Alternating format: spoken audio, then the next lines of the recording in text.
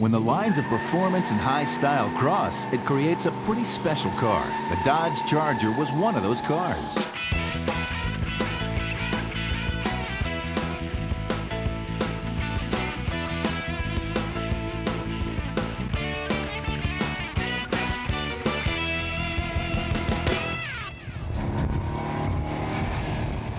In 1966, Dodge rolled out a truly new design, and the car-loving world took notice. The Dodge Charger was a leap forward in 60s car design, and it dared to do what very few other cars, and practically no muscle cars, did, which was to offer extreme performance with exceptional luxury. Until the Charger, Dodge's fast cars were a little on the plain side. Dodges were fast thanks to the most impressive array of engines this side of the jet propulsion laboratory. But when it came to cool, they left a little to be desired. The Charger fixed all that with one swing of the bat. Its roofline was the most radical of any mid-sized car on the market. Its trimmings were Chrysler plush. And when you stepped on the gas, you knew where the name Charger came from. But the Charger was a car with a purpose, and that purpose was super speedway racing. This was 1966, and the big game in town was NASCAR. No other racing was as exciting as the 180-mile-per-hour fender banging at Daytona and Darlington. With its new look aerodynamic styling, the Charger was a direct assault on these big tracks.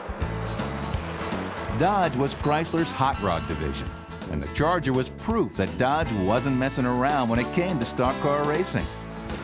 When it debuted in 1966, it was the first effort by a major manufacturer to build a car from bumper to bumper with racing aerodynamics as its major styling influence.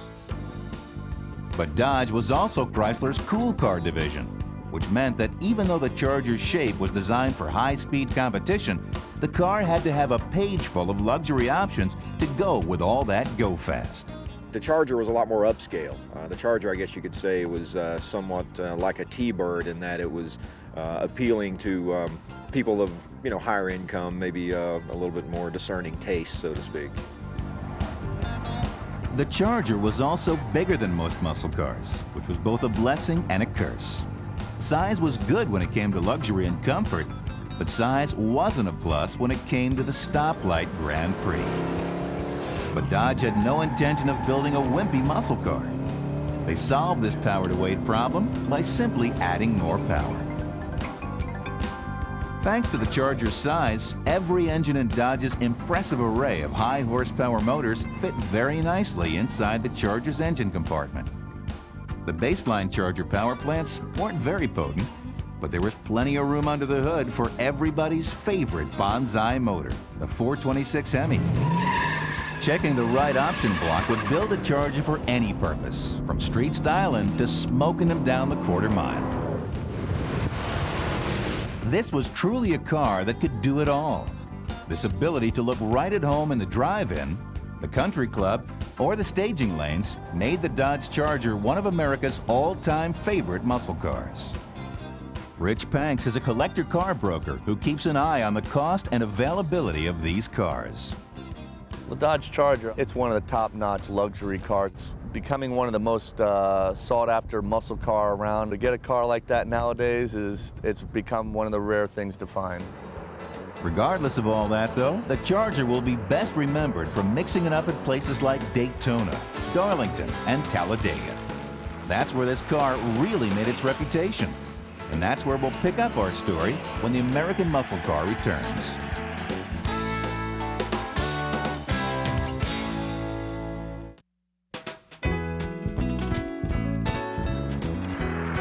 When Dodge entered stock car racing in the early 50s, it was a real anything-goes kind of sport.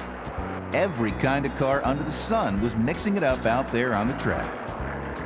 But with the red Ram Hemi engine, Dodge soon established a reputation for being fast enough to win and strong enough to go the distance. Dodge had a reputation for making lightweight, huge horsepower cars, and they rode this winning formula all the way through the swinging 60s. In 1958, the Hemi gave way to the 413 Wedge engine. This power plant and its bored-out brother, the 426 Wedge, eventually produced some all-world super stock drag racers, the Max Wedge Dodge Coronets. When Chrysler reintroduced the Hemi in 1964 as an all-out race motor, drag racing and stock car racing both became play yards for the cars from Dodge and Plymouth. But even though Mopars were the cars to beat on America's racetracks, all was not well in their showrooms across America.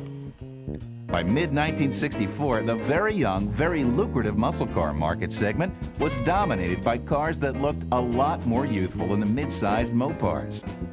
Dodge felt the heat in particular because they were Chrysler's Think Young division. But Dodge had a plan. When the rest of the world, including their sister division, Plymouth, jumped into the pony car market, Dodge elected to go with a much larger car. To some, this looked like old thinking, but the car Dodge had on the drawing board was going to grab all the attention. In the summer of 1965, Dodge rolled out an experimental show car called the Charger II, which was created by designing a swoopy fastback roof and sticking it onto a basic 66 Coronet body. The reaction from the general public was astounding. It tended to polarize people. You either loved it or you hated it. At the time, a lot of people didn't particularly care for it, and then of course the people that bought the cars loved it. By late 1965, the Charger was a reality. The 66 Charger's styling was the most forward-leaning of any car anywhere.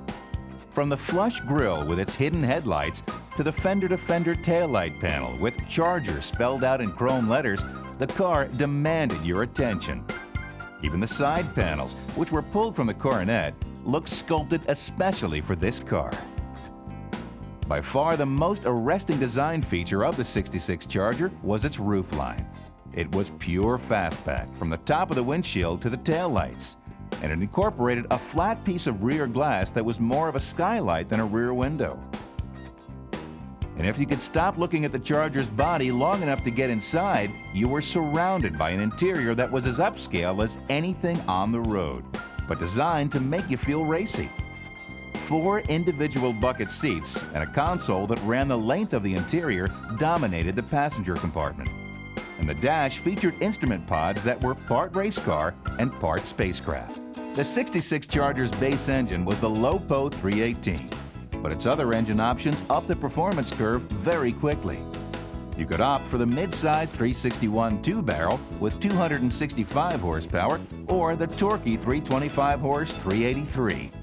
But the engine that put the Charger on the map as a big-time performance car was the 426 Street Hemi. The Hemi engine could make a muscle car out of a pile of bricks. But in a car like the Charger, it created the most desirable new car of 1966. The public responded by taking over 37,000 66 Chargers home that year. But Dodge saw an even brighter future for their new car, and that future started at America's stock car tracks. We'll be back as the Charger goes racing on the American muscle car.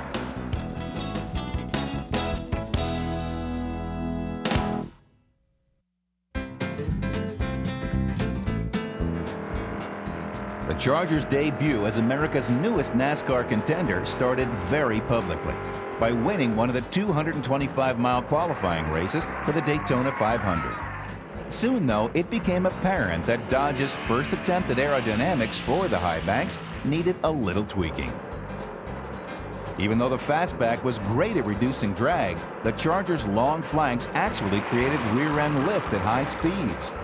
NASCAR finally allowed the Charger teams to bolt a small lip spoiler to the trunk lid, creating some badly needed downforce. Sam McQuagg's Charger won the Daytona Firecracker 400 in July, and David Pearson won the 1966 NASCAR Driving Championship in a Cotton Owens Dodge, making the Charger a winner in its first NASCAR season. So for 1967, Dodge brought this winning combination back mostly unchanged. The fastback body and all the deluxe trimmings were still there, with just a few minor changes to the package. New upholstery patterns graced the interior, and the long front-to-back console was now an option rather than standard equipment. Even though the Charger was aimed at the luxury market, Dodge didn't forget to put some punch in the car And for this year, there was one other prime mover on the option list, the 440 Magnum power plant. The 440 Magnum was the be-all and end-all of the mighty Max Wedge engines. It began life as Chrysler's big car engine, making 350 horsepower and enough low RPM torque to push land yachts down the road with all their power accessories humming. But in Magnum trim, this engine featured new high-flow cylinder heads with larger valves, a wilder cam, and a big Carter AFB 4-barrel carburetor. With a new free-flowing exhaust system, the 440 Magnum produced 375 horsepower at 4,600 RPM and 480 stump-pulling foot-pounds of torque at 3,200 RPM. 440 was really a very good street engine. In fact, most Mopar people will consider the 440 the better street engine than the 426 Hemi. The 440 Magnum's ability to produce gobs of low-end torque and its bargain price tag, which was almost $300 less than the Hemi, made it America's newest street monster. Unfortunately for Dodge, though, the Charger wasn't enjoying the same popularity on the street that it was receiving on the NASCAR tracks. The competition for the hearts and minds of muscle car buyers had a bunch of new players in 1967, and leading this pack were the new pony cars, like the Firebird and the Camaro. The Charger was already bigger and more expensive than most intermediate muscle cars, and those new, smaller road rockets just complicated Dodge's situation. Sales of the Charger fell to less than 16,000 cars this year, and it was time for a facelift. The car Dodge revealed for 1968 immediately caused everyone to forget about the first-generation Chargers. Where the first Chargers were wedge-shaped, this one was an arrow. For 1968, instead of being a fastback coronet, the Charger's sheet metal was all its own. Its flanks were tapered from front to back, and this time the little trunk lid spoiler was designed in. The car still had the signature hideaway headlight look, but a glance down the side of the car showed a definite Coke bottle curve in its flanks. Instead of flush rear glass, the backlight was now tunneled in between a pair of sail panels. This allowed better rear visibility while maintaining the Charger's racy fastback look. Inside, the rich kid theme continued with a new design instrument panel which featured a 150-mile-an-hour speedometer and a full gauge package. Under the hood, the Charger's engine options stayed the same this year, with the all-new Charger RT option featured the 440 Magnum and the TorqueFlite automatic trans as standard equipment. Sales of the Charger rebounded remarkably in 1968, with some 96,000 cars hitting the streets. At last, the Charger was becoming one of America's favorite muscle cars. But the new body style wasn't all the racing teams had hoped for. Stay with us as the Charger's designers go back into the wind tunnel on the American muscle car.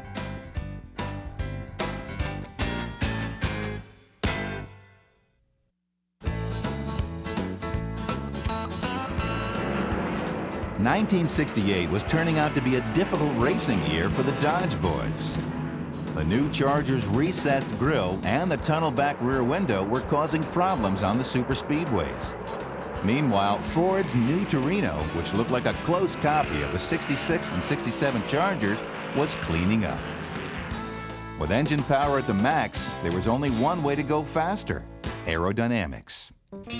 By June of 1968, Chrysler's engineers rolled out a new version of the Charger, made especially for the race teams. And thanks to hours in the wind tunnel, the engineers had eliminated both of its trouble areas. The recessed grille, which had acted like a giant air scoop, was gone, replaced by flush grille work and fixed headlights, borrowed from the '68 Coronet. The tunnel around the rear glass area, which had created a lot of lift, was now smoothed out, and a new rear window was installed, creating another Charger fastback. These two changes, along with the Charger's sculpted sides and the built-in rear spoiler, gave this car a huge aerodynamic advantage over the standard Charger body style. The Charger 500 came within a fender of winning the Daytona 500 this year. This kind of result from a new car would have delighted just about anyone. But for Chrysler's racing engineers, it wasn't good enough. So back they went into the wind tunnel, leaving the Charger 500 to make a name for itself on the street. The few Charger 500s that made it to the streets didn't even try to hide their racing pedigree. At first, the standard engine was the 426 Hemi, but this was soon changed to the 440 Magnum. 500 emblems were placed on the grille and tail, and a striking bumblebee stripe wrapped around the car's rear flanks with the number 500 inside. The Charger 500 was a great street machine. It had power to burn, striking good looks, and it was different from any other car out there, including its brother 69 Chargers. The only problem was there were only 500 of them or less to go around. As a consequence, very few people even saw a Charger 500, much less got the keys to one. Most Charger fans in 1969 had to settle for a regular Charger, a Charger RT, or the ultra-luxurious Charger SE. Pretty good alternatives, huh? By now, the Charger lived at the top of the muscle car mountain. In its second year, this body style was so popular with Mopar faithful that over 20,000 Charger RTs were sold this year. Despite its racing difficulties, it was on its way to becoming one of Chrysler's most popular muscle cars.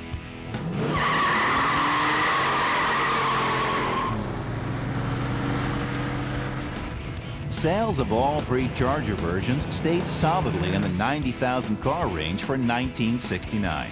But unbelievably, the Dodge engineers still weren't done. There was another 69 Charger waiting in the wings, and this one would blow people's minds from Talladega to Daytona. We'll go for a ride in a winged wonder when the American muscle car returns.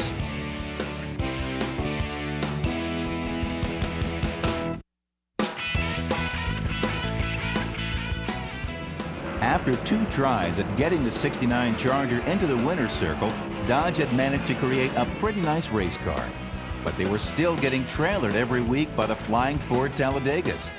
One might have thought that Dodge would leave well enough alone for the rest of the year, but no. Dodge was determined to get back on top in NASCAR racing. It was clearly time to get outrageous, and this is outrageous. In late 1969, Dodge's aerodynamics team came up with something truly different, the Daytona. Much of the Charger's 500 wind tunnel work was incorporated into the Daytona. But unlike the 500, this car left nothing on the table. Instead of the flat, flush grille, this one came to a point. With the Charger 500's deck lid spoiler might have helped out a little, the Daytona's wing sitting almost 2 feet above the rear deck slammed the back end of the car to the track. Even the wing's uprights helped straighten the car out if it got loose in a turn.